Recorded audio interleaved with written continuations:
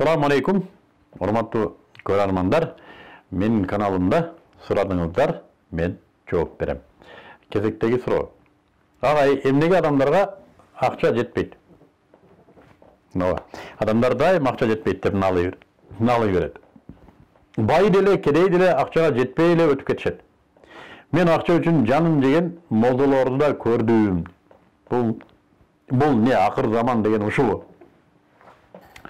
Молдо деле адам, анын деле бизге окшогон муктаждыгы, кажети бар.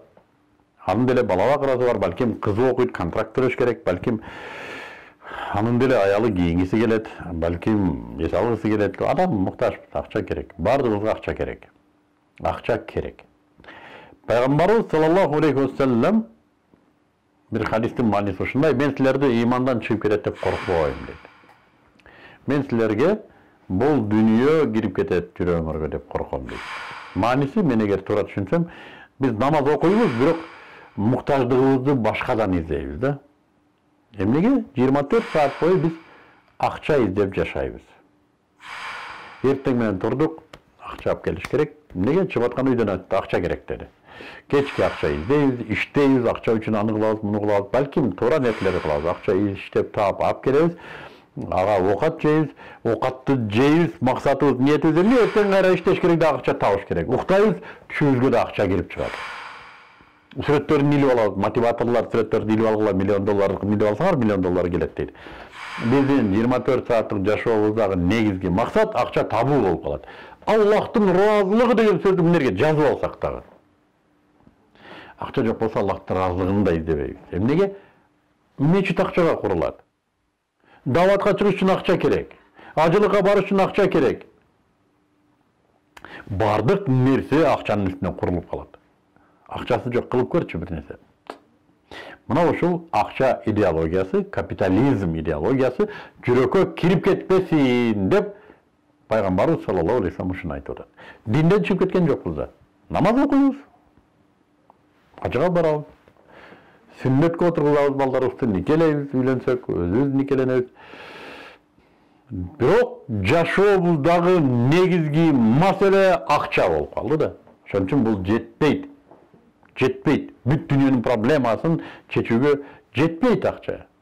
Акаевка жетпей койду. Кыргызстанда кармап отурган кишиге акча жетпей койду. Бакиевке жетпей койду акча. Кимге жетет? Эч кимге жетпейт. Александр Македонский өлгөндө гана айтыптыр, колун табыттан чыгарып койгула деп. Анан ошон колун кийин жанындагылар чечмелеп бериптир. Мен эч нерсе кыла албадым деп айткысы келген деп. Акча жетпейт. Ошондуктан эмне жетиштүү? Хасбуналлахи ва ниъмал вакил.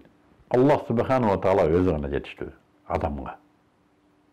Аллах таала гана жетиштүү бүт маселелерге. Эмне үчүн мурдакы муундагылар динде бекем болгон десе, алар акчага эмес, Аллахтын ыраазылыгына чуркаган. Эртең менен акча табыш керек деп кетсек, биз алар эртең менен Аллахтын ыраазылыгын табыш керек деп кеткен. Эмнеге? Анын ыраазылыгы менен бизге береке келет, анын ыраазылыгы менен бизге турмуш өзгөрөт, анын ыраазылыгы менен, аны ыраазы кылам деген амалың гана сени ийгиликке жеткирет. Акча табам деген амалың дайым ийгиликке жеткире бербейт. Ошону түшүнгөн. Хасбуналлахи ва ниъмал вакил. Аллах өзү жетиштүү. Бардык нерсеге мааниси ушундай. Муну айтат, айтып коюп өзү ажылыктан шабашка кылгандар бар. Туура айтасыз. Себеби ал деле адам. Бул нерсени түшүнүүдө молдо же ажы башчы же ажы деген нерсеге бөлүнбөйт. Бул нерсени түшүнүүдө акыл парасат жана андан келип чыккан ыйман чечими. Ошол нерсе маанилүү болот. Ошондуктан биз карашыбыз керек. Эмне үчүн акча жетпейт? Жетпейт экен. Табият ушундай экен. Дүйнөнүн баарын сатып ала албайсың. Дүйнө жер шарын сатып алсаң да башка жер шарын карайсың. Эмне кара барып келиш керек эле деп. Адам табият ушундай, нафси ушундай. Демек, жете турган нерсе эмне? Бул Аллах субхана ва таала. Муну адамдан чачын агартканга чейин ойлоно турган түйшүктү талап кылат. Ушундай бир жагдай.